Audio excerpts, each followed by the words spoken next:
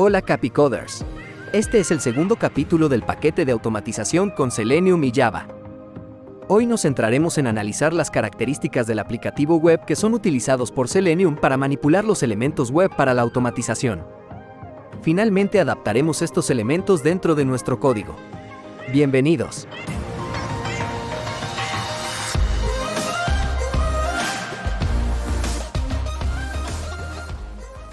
¿Cómo hace Selenium para interactuar con la aplicación web?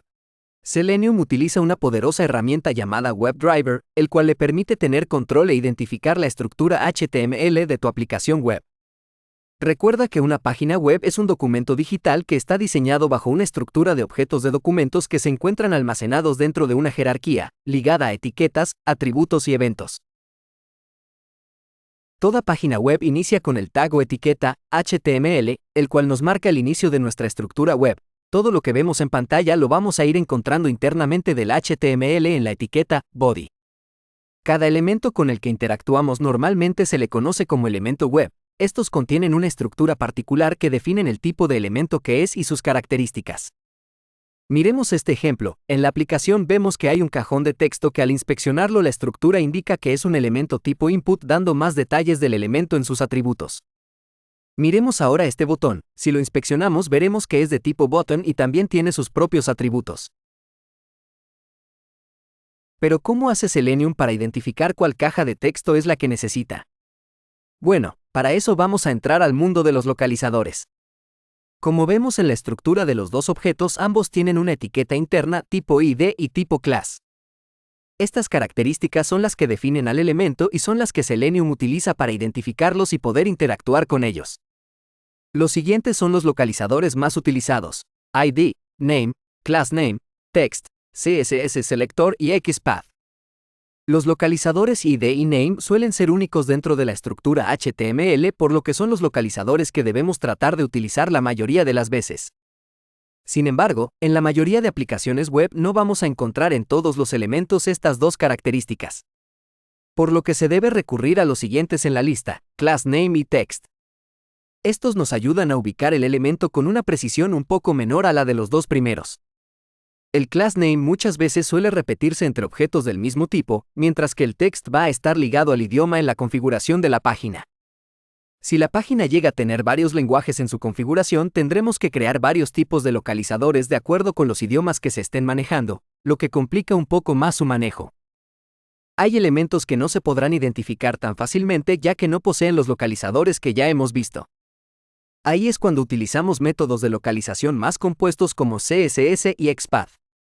La localización del CSS basa su búsqueda en la hoja de estilos que cada página web tiene para poder localizar los elementos. Aquí vemos una estructura de un elemento web común de una aplicación. El localizador CSS utiliza la siguiente estructura y sintaxis para buscarlo. Iniciamos con el nombre del tag que aparece en el inicio del elemento web, input, seguido en corchete cuadrado el nombre del atributo y su respectivo valor. En CSS tenemos acortadores que nos ayudan a indicar de forma rápida el tipo de atributo que estamos buscando. Por ejemplo, numeral se utiliza para el atributo ID.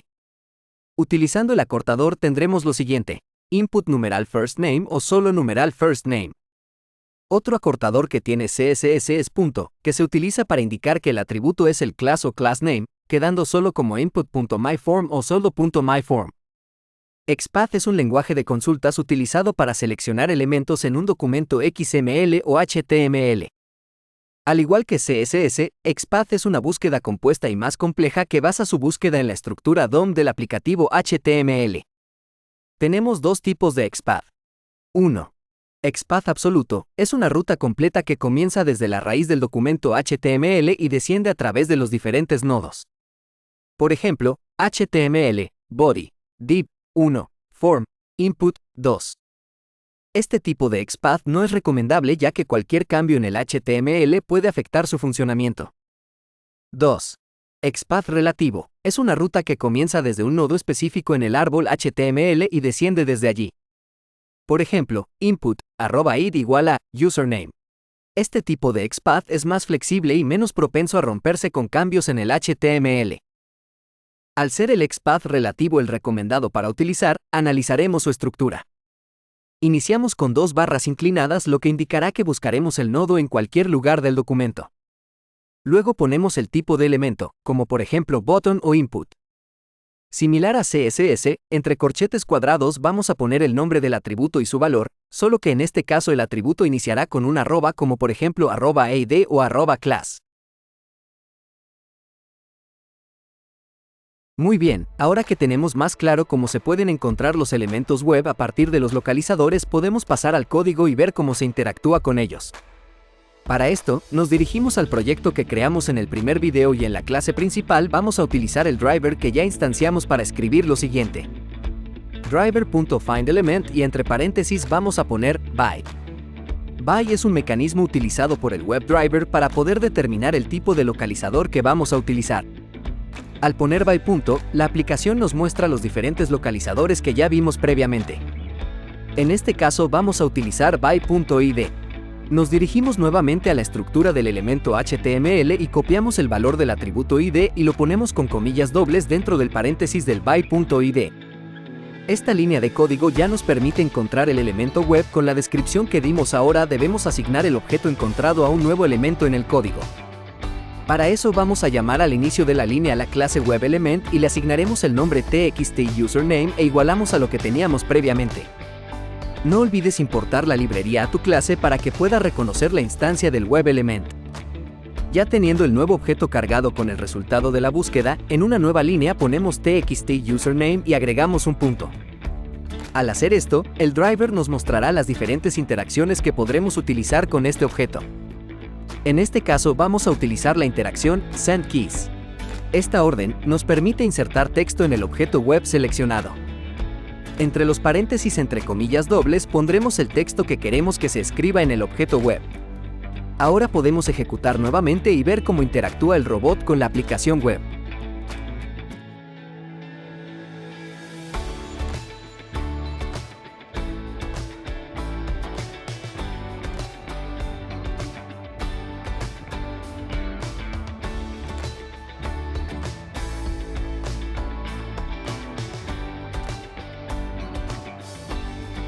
Vemos que con este tipo de localizador el robot identificó rápidamente el campo de texto y le ingresó el texto que configuramos en las líneas de código. Ahora vamos a agregar los otros tres campos del formulario a nuestro código.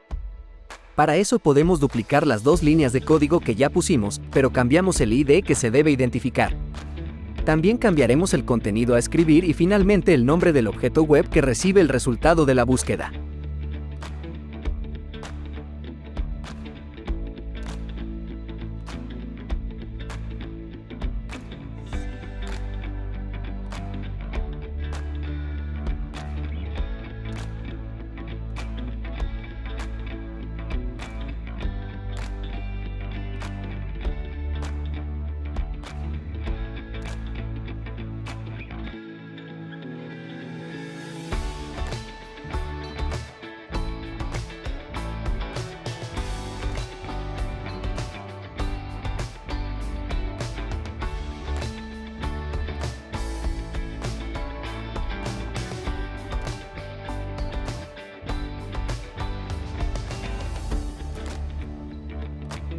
Por último y para probar otro localizador vamos a identificar el botón de enviar el formulario.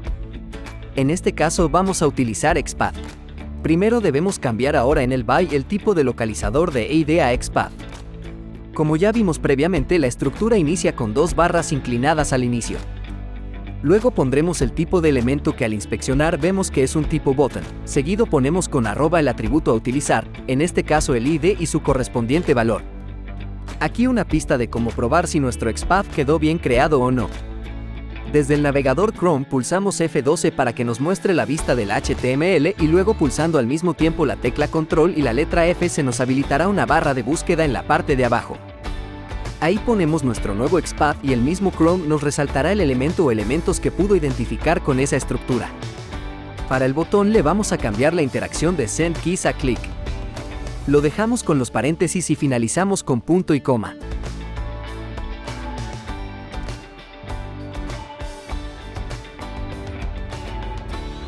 Ahora, ejecutamos el programa y vemos cómo inicia el proceso llenando el formulario, finalizando con un clic en el botón de Submit.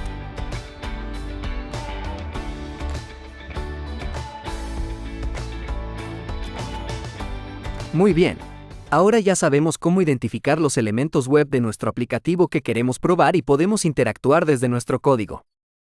Te recomiendo que sigas practicando el uso de diferentes localizadores para que su uso se haga más familiar y fluido. Hasta aquí llega nuestro video de hoy. Si te gustó este contenido, dale en el botón me gusta, suscríbete y comparte con tus amigos. Nos vemos en el próximo video. Chapi se despide.